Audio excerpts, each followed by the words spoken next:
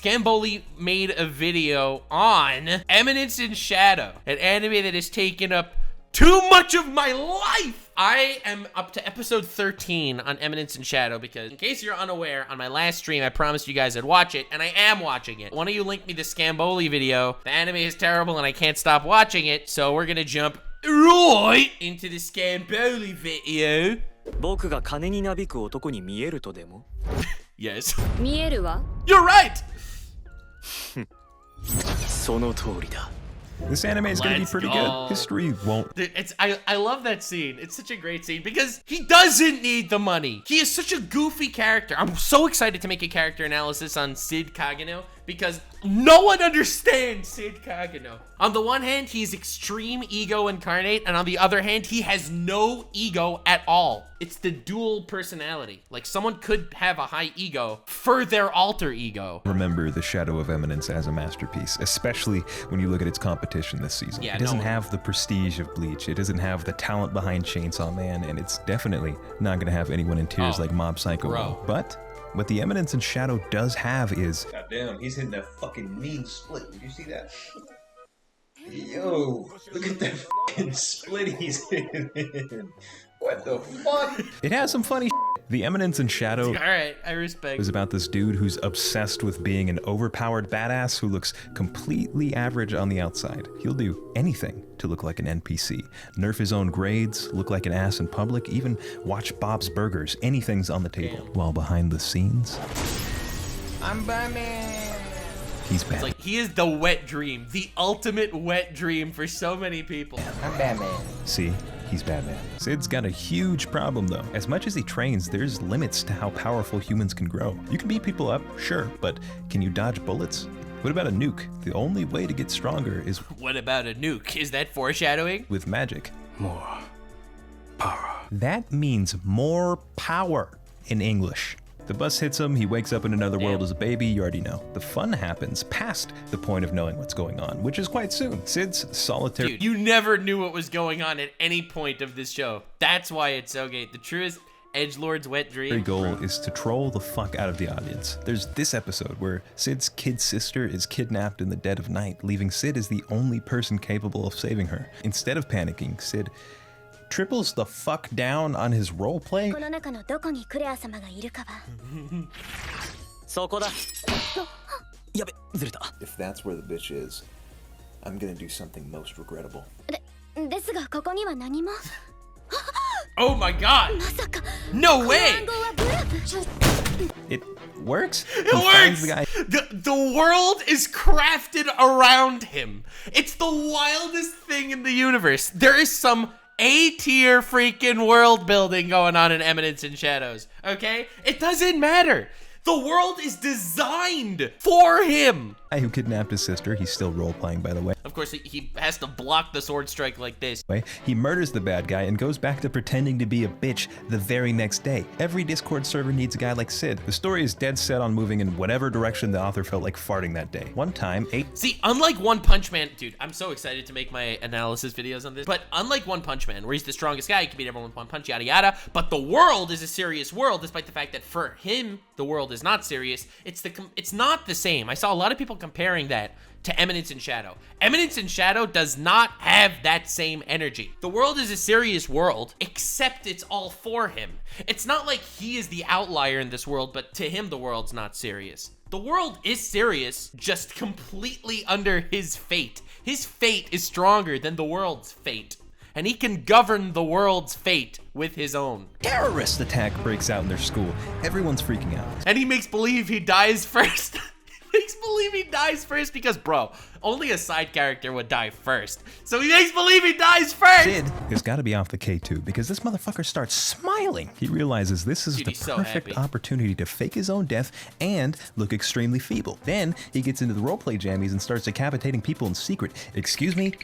The whole point of the show is that Sid makes random explanations for everything crazy going on in the world. And by Yep. sheer coincidence and author interference, it turns out to be completely true. That's what I mean. According to Sid, the world is actually run by the demon cult Diablos, who seeks to harness the power. And it all turns out true. So basically, is Haruhi Suzumiya? He kind of is, except he's kind of a self-aware Haruhi Suzumiya. He's a self-aware Haruhi Suzumiya. It is so wild. I feel like it's not that he makes up random crap and that turns out to be true. The universe is on his side. On his death, defeating Diablos, only Sid's group and Shadow Guard knows of it and can defeat the cult. Does he know any of? No, but he's right. But it's quite interesting to see how Sid's whims and made-up nonsense actually leads to plot progression. There's a massive betrayal, a series of murders from people copying Shadow Garden, all sorts of stuff, mostly because Sid thinks stuff like that is dope. You never really know what's gonna happen or how it's gonna tie into the main story. You just know it's gonna be pretty cool. The main dude is playing a game where he's the coolest guy in the world. Everyone else has no idea he's just fucking around. They see him being a Sekai Batman and assume,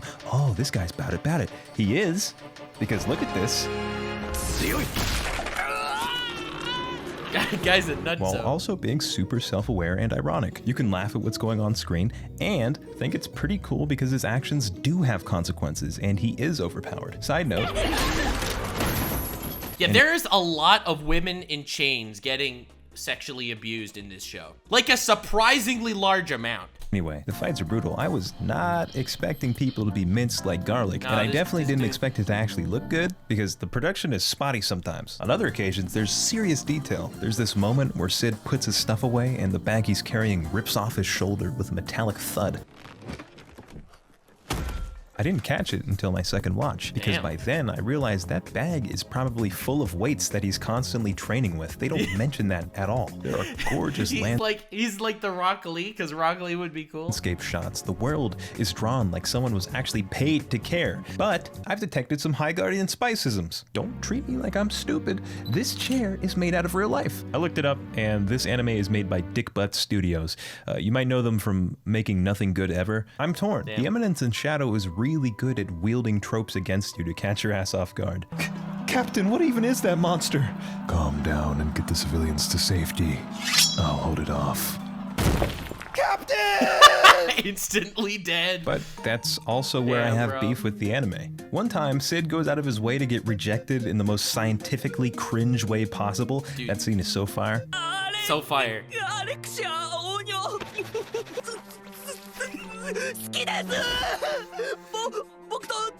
This was not because only a side character would get rejected so violently. Not funny. Let me show you how the manga did it. Princess Alexia. Background character confession technique. Tremble visibly. Avert gaze nervously. At 1/10 of a second, raise your right hand. Hold it there. The optimal gap is slightly distant, 72 inches. Discombobulate. Immediately drop to a 90. Damn, what? Please go out with me.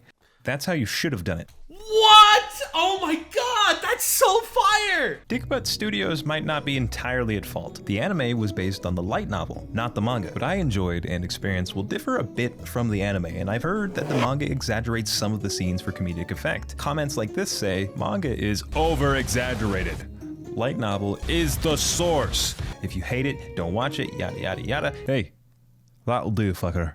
That'll do. In comedy, people aren't tall, they're humongous. People don't just smell, they're putrid. You're supposed to over-exaggerate. Take this scene straight out the manga. Yep, I do love hot springs. Yes! The ultimate scene! No, I'm surprised you're not staring. Mixed bathing is always a struggle when you're as beautiful as I am. Someone's feeling confident. Hot springs are sacred places, you know. Besides, the sunrise is more beautiful. Damn! And by the way, can you stop staring at my Excalibur? You call that thing Excalibur? Now who's feeling confident? Don't judge a book by its cover. When the holy sword is drawn from its scabbard, its blade will be unleashed, sending you on a journey to the Garden of Chaos. What the fuck? Pretty goofy, maybe not hilarious, but I quite like the scene. Let's take away exaggeration. I'm surprised you're not looking at. I'd say that the anime really did do that scene justice. Mixed bathing is always hard when you're this pretty. No, I appreciate hot springs a lot. Anyway, I'd rather stare at the sunset. By the way, could you not stare at my privates? Oh, my bad. Okay, bye! Something was less funny there. The anime is Damn. still dumb fun. I'm a little disappointed by how it's being adapted, but something is keeping me watching. I don't know if it's the stupid-ass hijinks, the ridiculous main character, or the fact that the last 2 episodes were much better than the first 2.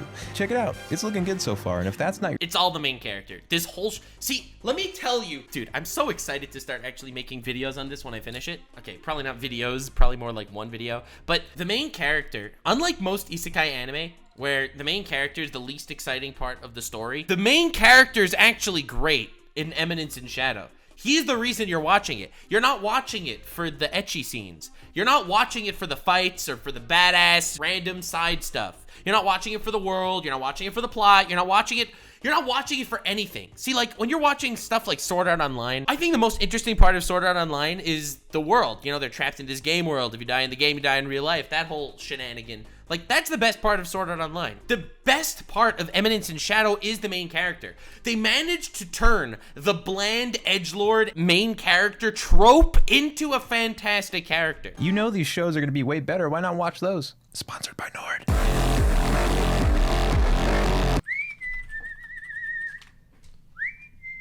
Front door's open. I'll get it. I got it, Jeff.